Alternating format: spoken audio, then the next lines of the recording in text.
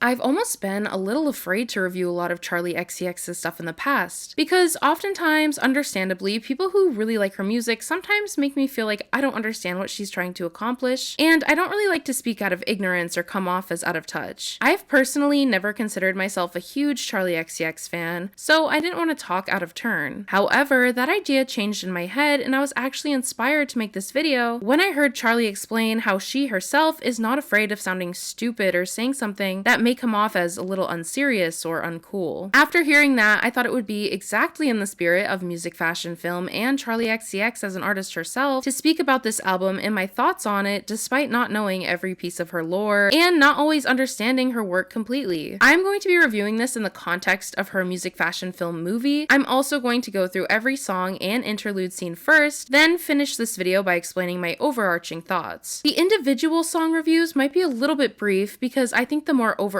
ideas I came to after analyzing this album are much more interesting and important than each song individually. I'll share one of those thoughts now. I definitely think this album paints an entire picture. Music, fashion, film comes across as a whole finished painting made to be viewed together as one piece. It is not a sketchbook full of a bunch of different art and ideas. It's cohesive for sure. If you're just looking for my overall thoughts to get a vibe of what I think about this album, totally feel free to skip to that final thoughts chapter. But for people more interested in going through each of these songs, let's begin going through the tracks. I'm really banging my head.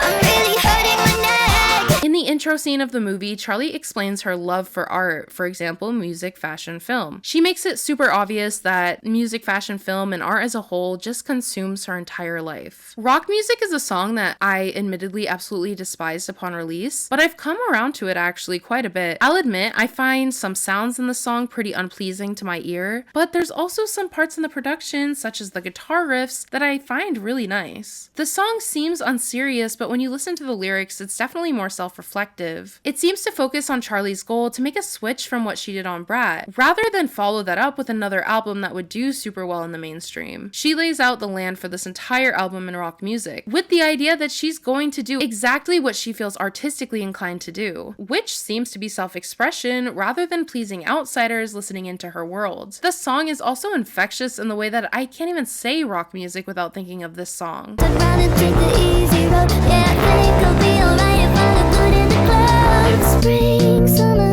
26. In the next interlude, we see Charli walking with her producers talking about the magic of recording in Paris before the album takes us into SS26. This song, similarly to rock music, grew on me a lot. It has a really nice melody. At first, I thought it was kind of just this slow, boring song, but I can't deny the tune really gets stuck in my head. Her voice sounds really nice on SS26 without sounding too electronic. She says in interviews that she doesn't know how to sing without autotune, but I didn't think the autotune was too much on this, and she sounded great. Fittingly with how the song sounds sonically, the lyrics are also pretty reflective on the state of the world and also Charli's experience with fame. It feels very self-aware when it comes to the fact that Charli's life is all encompassed by art that distracts people from the disasters going on around them. But there's still a self-awareness that Charli explains in the line where she sings, "Nothing's gonna save us, not music, fashion, or film." I think SS26 really showcases Charli as not just an artist, but an artist that's self-aware of the distraction their art provides. I'll buy some shoes.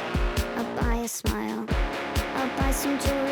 Then the movie transfers to a scene of Charli on the stairs talking about her love for shopping and how on a deeper level, buying new clothes gives her a new sense of identity. The production on this song is so cool to me. I feel like it's almost similar to rock music in the way that it's offbeat, not literally, but just like figuratively, like if someone's an offbeat, you know what I mean? However, I think Card Decline is more pleasant to my ear musically. The haunting vibe actually makes this song a lot more interesting to me, especially with the unconventional, slightly sour notes in the song, especially where it ends. I think it makes the song encompass the dread behind Charli's shopping and knack for changing herself. For me, it definitely feels like her way to show the negative gut feelings that come with using retail therapy as a way to mask herself. The lyrics are repetitive, but I think that could more so represent the cycle of finding new personas that Charli was talking about in the interlude before Card Declined. I think the repetition in the lyrics helps add to that uncomfortability that comes with the song. I honestly think this is a really, really cool track. It's super different in a way that feels cool and refreshing. Card Declined is definitely not a song that follows the rules. Every single day I keep thinking about you. Every single night. The This is the B-side song included in the movie without an interlude or a piece of dialogue in between. Since it's the only B-side included in the movie, I wanted to include it, but I won't be including the B-sides outside of the film. I actually love the guitar on this song, and Charli's voice gives a sense of dreaminess. It really encapsulates the feeling of someone consuming your thoughts. The lyrics are simple and the song is short, so it's almost hard to review it, but I think for a small B-side, I can't really diss it. I like the song.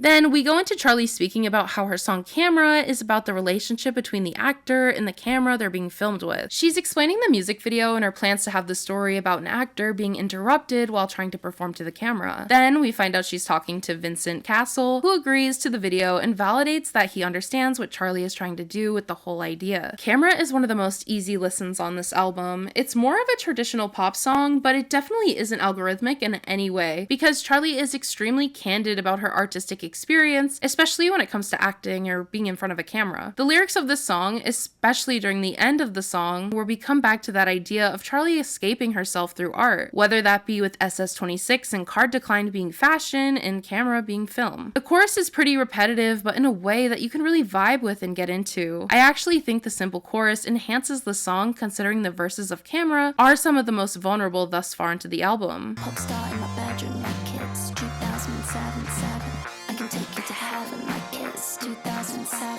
In the next scene between songs, we see A.G. Cook and Charli making music. Charli then explains that she thinks it would be good to write a song about writing songs for TikTok, which I think is a really cool idea as well because it seems so prevalent in the industry. With the visual portion of the movie, the song 2007 is accompanied by Charli's TikToks. And combining that with the scene that came prior to this song, I think it could be about how making TikToks on her own to promote her music could maybe feel nostalgic to her, or perhaps a yearning for that time where that felt nostalgic just in your bedroom making videos about your music. However, I definitely do not know for sure. I definitely say 2007 was one of the harder songs for me to decode. I do think that this song could also have to do with how she can make a song for TikTok that allows everyday people to feel like a star through making their own little music videos via a TikTok. I like the emphasis that seems to come from this song about how making a TikTok can be so much more to the person making it, because in my opinion, making a TikTok video can definitely be a way to make and contribute to art. To me, 2007 seems to represent that euphoric feeling you might get from filming something like that. That feeling you feel when you watch a video you've really just served in. That confidence boost that comes with recording a video that you really like to one of your favorite songs.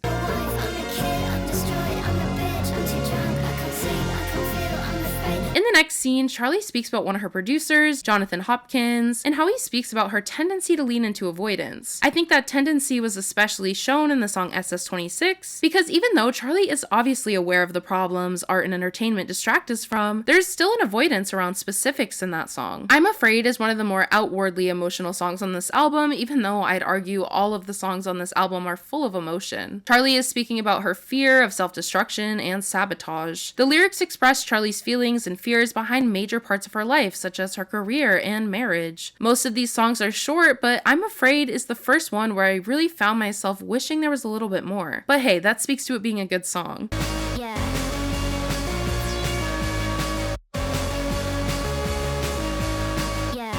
Next scene shows Charli, John, and A.G. Cook talking about their experience making a song that was pretty ambitious, about the joy that comes with finishing a puzzle that is a piece of art. The three of them seem to be extremely thoughtful about the way they'd get this idea across without sounding self-grandiose or corny. This song has a similar sonic identity to Card Decline, with a haunting feeling coming from Charli's vocal performance and the instrumental. I think it's cool how Charli expressed this feeling using such simple lyrics and song structure, but I do think that maybe the message wouldn't come across as strong without the prior scene, but once you're told the context in that scene, I think the song makes a lot of sense. The production and lyrics both add a lot of tension to the song that makes it really interesting while still being a bit uncomfortable to hear.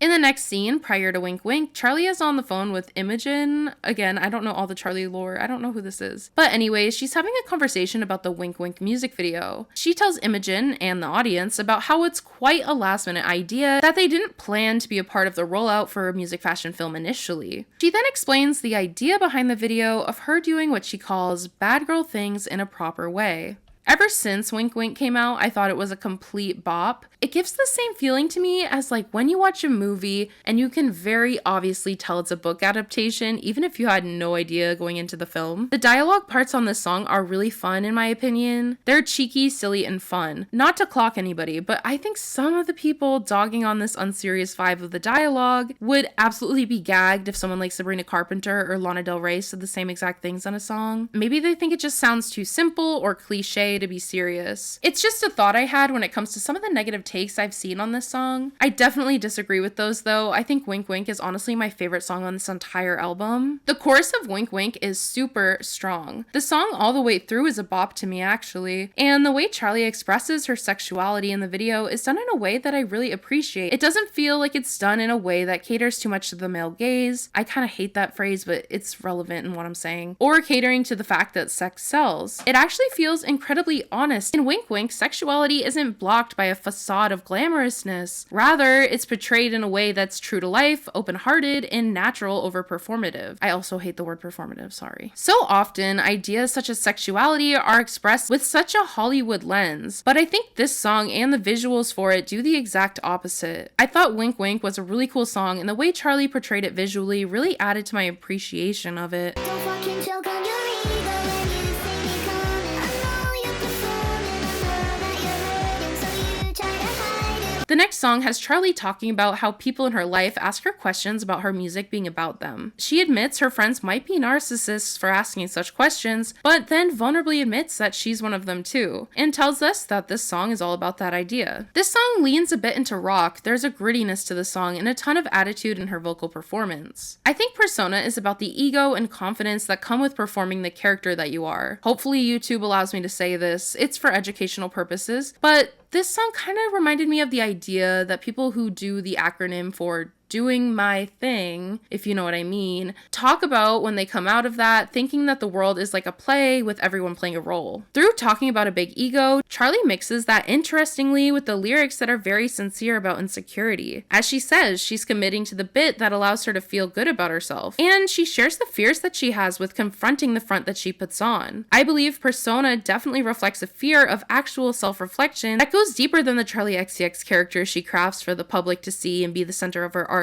But I'd argue on Music, Fashion, Film, we get a deeper look into who Charlotte is beyond Charli XCX as a persona. Call you aoty in my phone book, feels so special just to know you. You're my best friend, but we don't talk, we make music, we talk that way. In the next scene, Charli asks A.G. Cook if anyone's ever written a song about him, setting the movie up to go into the next song that's about him and their relationship as collaborators. Magic Metal Montana is like a love letter to a non-romantic partner. In this case, her producer / collaborator. I love love songs that aren't traditional, and this happens to be just that. Close relationships don't always have to be romantic, and sometimes a platonic relationship can be full of romance in a way that's different than actually dating or being in love in that way. Because in my opinion, when you work with someone and build a platonic and professional bond like Charli and A.G. Cook have, there's definitely a romanticness to that. I mean that in the same way when people say romanticize your life. They don't mean go fall in love, they mean find the moments that make you feel good and appreciate your life for what it is. The song is extremely sweet lyrically, focusing on the bond between Charli and A.G. Cook and how they effectively collaborate. Magic Metal Montana is one of the most candid songs on this album. If I were A.G. Cook hearing this song, it would definitely pull at my heartstrings. Hell, even from an outside perspective, it really did a good job at making me feel soft. It's just very sweet. You can really tell how much Charli appreciates her relationship with him, not just as a producer, but as a friend to create with.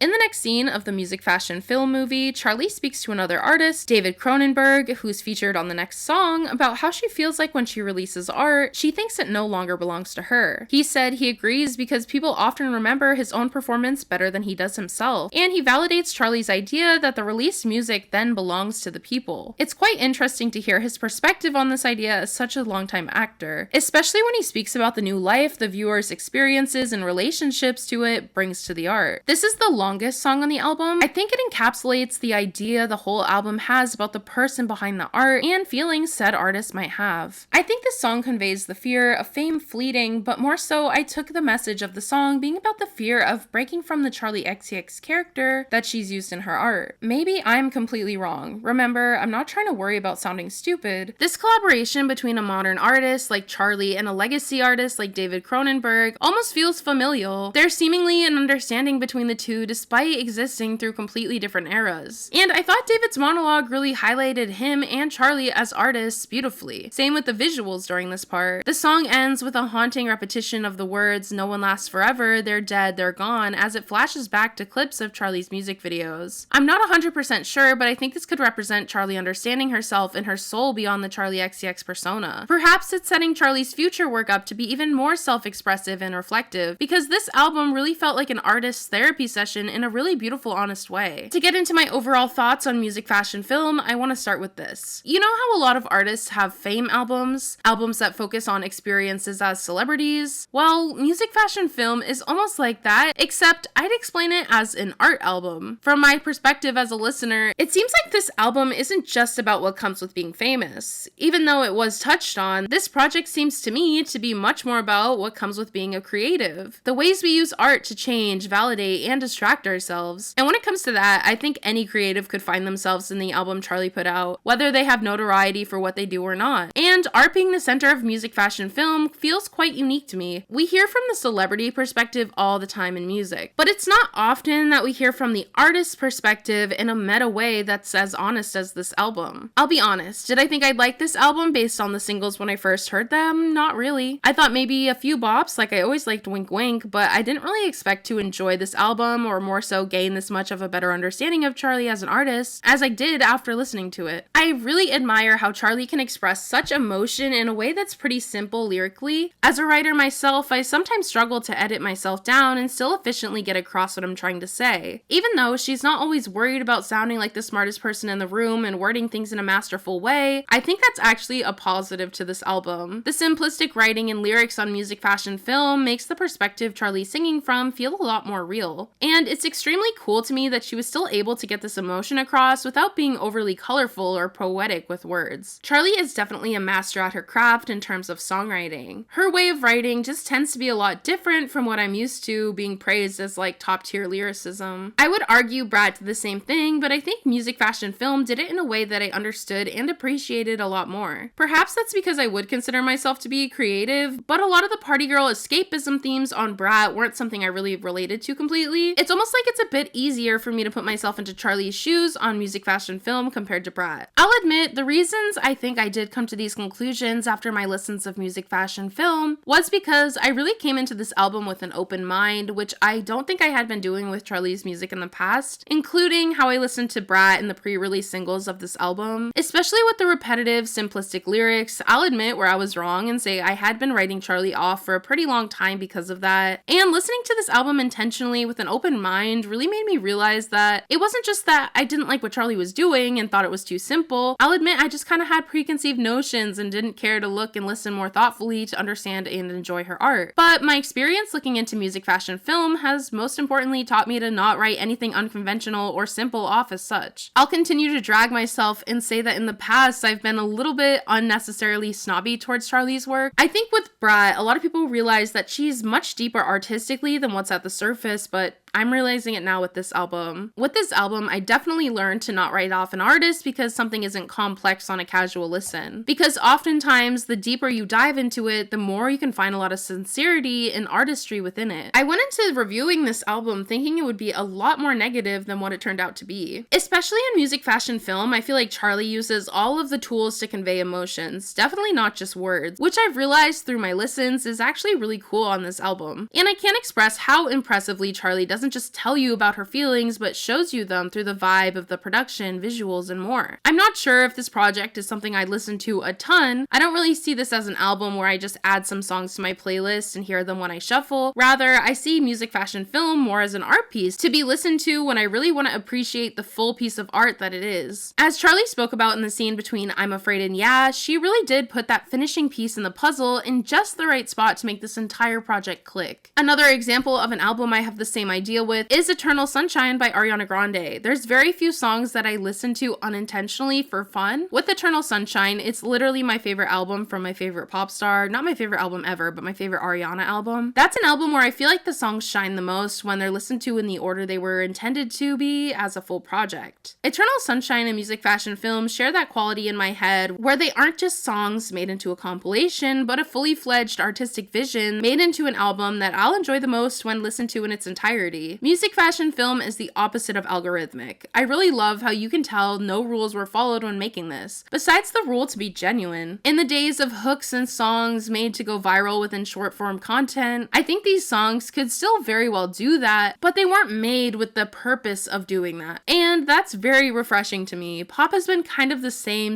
for me. It's been very cookie cutter. We love Cat's Eye over here, but Animal would be the perfect example of a song that doesn't take much risk despite it being a little bit boppy, which makes Animal less interesting than any of these Charli songs from Music Fashion Film. And I don't say that to put Cat's Eye down, I just say that to put the idea into perspective. But there's something that's really super appealing to me about the lack of trying to feel commercial within this album. A word that comes up continuously in this album is feel, and that's exactly the word I'd use to sum up this album. Music Fashion Film puts the feelings Charli feels as an artist on full display. The good, the bad, the ugly, the fear, the pride. I really enjoyed this emotional look into Charli XCX. I think it was extremely smart for her not to follow rules or cater to expectations people had after Brat, because I think if she did so, this project would not have come off as genuine as it did, at least from my perspective as a listener. The emotion behind Music Fashion Film is really what made this project such a beautiful piece of work in my opinion. I really did not expect to do this, but I am giving Charli her 10s from a very genuine place. Music Fashion Film not only opened my mind to caring about Charli's artistry more, but a lot of artists that I've written off as well. Honestly, I think this album was a little bit more of an unexpectedly monumental experience that will change the way I listen to a lot of music going forward, and for that I say thank you to Charli XCX. Including the one B-side included in the film, here are my current track rankings of Music Fashion Film. My favorite is definitely Wink Wink, but I also thought Camera was really great, and Magic Metal Montana was such a sweet and thoughtful song. I still like the songs closer to the bottom of the list. They definitely add to the whole picture that is this album, so don't get confused, because I thought this was such a beautiful album all the way through, front to back. In my opinion, Music Fashion Film definitely was the most interesting pop album to be released so far this year. Not saying it was the only interesting album or my absolute favorite album, it's just the most interesting. You get what I mean? But this album has done such a strong job at making me analyze, reflect, and take a deeper look at myself. As a reviewer, Charli made it very easy to talk about this album. If you enjoyed Music Fashion Film as much as I did, you might be interested to know that I'm hosting a giveaway for a Music Fashion Film signed CD. I made a post with all of the rules and terms that I'll link in the description. It's open internationally until this upcoming Monday, the 3rd of August. All you have to do is fill out a form. You don't even have to be subscribed to enter, but if you like this video, I would encourage you to subscribe for more content because there is a lot more where this came from. I'd also just appreciate it a lot because these videos are kind of like my art. Everything is done by me without AI, and your support means the world to me. Anyhow, that's it for my review on Music Fashion Film. If you wouldn't mind, please give this video a like on your way out and check out some of my other videos if you're planning on watching more videos after this. Thank you to everyone who made it this far into the video, and thank you to Charli XCX for giving us something interesting to talk about this week in terms of an album. Well done. Bravo, Charli. Bye, guys.